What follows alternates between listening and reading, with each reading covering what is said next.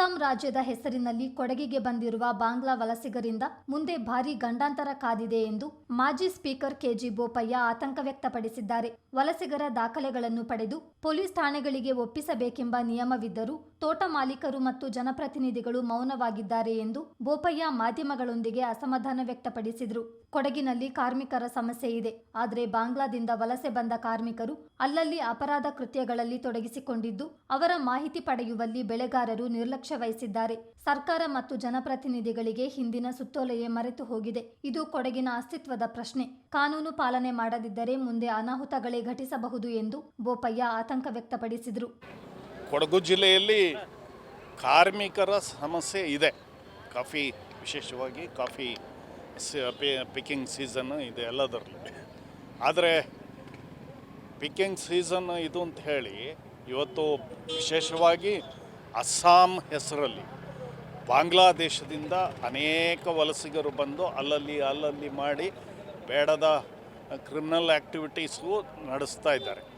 ನಾನು ಹಿಂದೆ ನಮ್ಮ ಸರ್ಕಾರ ಇದ್ದಾಗ ಭಾಳ ಸ್ಪಷ್ಟವಾಗಿ ಹೇಳಿತ್ತು, ಅಪಾಯಿಂಟ್ ಮಾಡ್ಕೊಳ್ಳೋಕ್ಕೆ ಏನು ತಕರಾರಿಲ್ಲ, ಆದರೆ ಯಾರೇ ಆ ಕಾರ್ಮಿಕರನ್ನು ತಮ್ಮ ತೋಟಗಳಲ್ಲಿ ನೀವು ಅಪಾಯಿಂಟ್ ಮಾಡಿಕೊಂಡಾಗ ಅವರ ಪೂರ್ಣವಾದ ಮಾಹಿತಿ, ಆಧಾರ್ ಕಾರ್ಡ್ ಇರ್ಬೋದು, ಅವರ ಫೋಟೋ ಇರ್ಬೋದು, ಅವರ ಅಲ್ಲಿದು ಅಡ್ರೆಸ್, ಅದು ಎಲ್ಲವನ್ನು ಅದು ಆಧಾರ್ ಕಾರ್ಡಲ್ಲಿ ಅದನ್ನು ಸಂಬಂಧಪಟ್ಟ ಪೊಲೀಸ್ ಸ್ಟೇಷನ್ಗೆ ಕೊಡಬೇಕು, ಕೊಟ್ಟು ಅಲ್ಲಿ ನೋಂದಾವಣಿ ಮಾಡಿಕೊಳ್ಬೇಕು ಅನ್ನುವಂಥ ಸುತ್ತೋಲೆಯನ್ನು ಕೂಡ ಹೊರಡಿಸಿದ್ದು.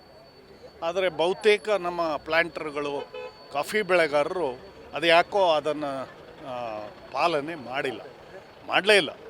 ಆದರೆ ಕೆಲವು ಕಡೆ ಬಲಾತ್ಕಾರವಾಗಿಯೂ ಮಾಡಿಸ್ಬೇಕಾಯಿತು ಗಲಭೆಗಳು ಆದಾಗ. ಆದರೆ ಇತ್ತೀಚೆಗಂತೂ ಅದು ಮರ್ತೇ ಹೋಗಿದೆ. ಆ ಸುತ್ತೋಲೆ ಇನ್ನೊಂದು ಬೇಡದ ಸುತ್ತೋಲೆಗಳು ಬೇಕಾದಂಗೆ ಬರ್ತದೆ. ಈ ಜಿಲ್ಲೆಯ ಅಸ್ತಿತ್ವದ ಪ್ರಶ್ನೆ ಆಗ್ತದೆ ಮುಂದಿನ ದಿನಗಳಲ್ಲಿ.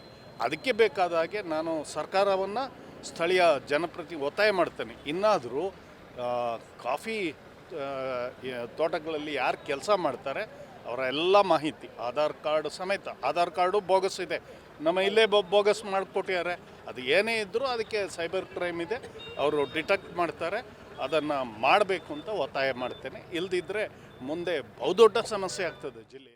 ವಿಧಾನಸಭಾಧ್ಯಕ್ಷರ ಕೊಠಡಿಗೆ ಸಾಮಗ್ರಿ ಖರೀದಿಯಲ್ಲಿ ಅವ್ಯವಹಾರವಾಗಿದೆ ಎಂದು ಸಂಸದ ಕಾಗೇರಿ ಆರೋಪಿಸಿರುವ ಬಗ್ಗೆ ಪ್ರತಿಕ್ರಿಯಿಸಿದ ಬೋಪಯ್ಯ, ಸ್ಪೀಕರ್ ಇಂಥ ಟೀಕೆ ಟಿಪ್ಪಣಿಗಳಿಗೆ ಗುರಿಯಾಗಬಾರದು ಎಂದರು. ಈ ಬಗ್ಗೆ ಸ್ಪೀಕರ್ ಸ್ಪಷ್ಟನೆ ನೀಡಿದ್ದು, ಪ್ರಕರಣವನ್ನು ಪರಿಗಣಿಸಿ ಸೌಹಾರ್ದಯುತವಾಗಿ ಬಗೆಹರಿಸಿಕೊಳ್ಳಬೇಕೆಂದು ಯುಟಿ ಖಾದರ್ ಅವರಿಗೆ ಸಲಹೆ ನೀಡಿದರು. ಈಗ ವಿಶ್ವೇಶ್ವರ ಕಾಗೇರಿಯವರು ಕೂಡ ಸ್ಪೀಕರ್ ಆಗಿ ಕೆಲಸ ಮಾಡಿದವರು, ಅಂದರೆ ಇಮಿಡಿಯೇಟ್ ಇದ್ದವರು ಅವರೇ. ಅವರಿಗೆ ಬಹುಶಃ ನನ್ನ ಒಂದು ಭಾವನೆ, ಯಾವುದೇ ಮಾಹಿತಿ ಇಲ್ಲದೆ ಒಂದು ಜವಾಬ್ದಾರಿ, ಈಗ ಲೋಕಸಭಾ ಸದಸ್ಯರು ಬೇರೆ ಇದ್ದಾರೆ, ಮಾಡಲಿಕ್ಕಿಲ್ಲ ಅಂತ.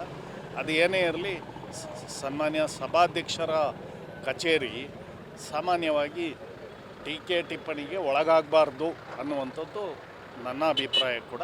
ಅವರೇನು ಇವತ್ತು ಹೇಳಿದ್ದಾರೆ, ಆಗಲೇ ಸ್ಪಷ್ಟೀಕರಣ ಕೊಟ್ಟಿದ್ದಾರೆ, ಬಂದು ನನ್ನನ್ನು ಭೇಟಿ ಮಾಡಿ ಏನಿದೆ ಅದರ ಬಗ್ಗೆ ನಾನು ವಿವರಣೆಯನ್ನು ಕೊಡ್ತೇನೆ ಅಂತ ಹೇಳಿದ್ದಾರೆ.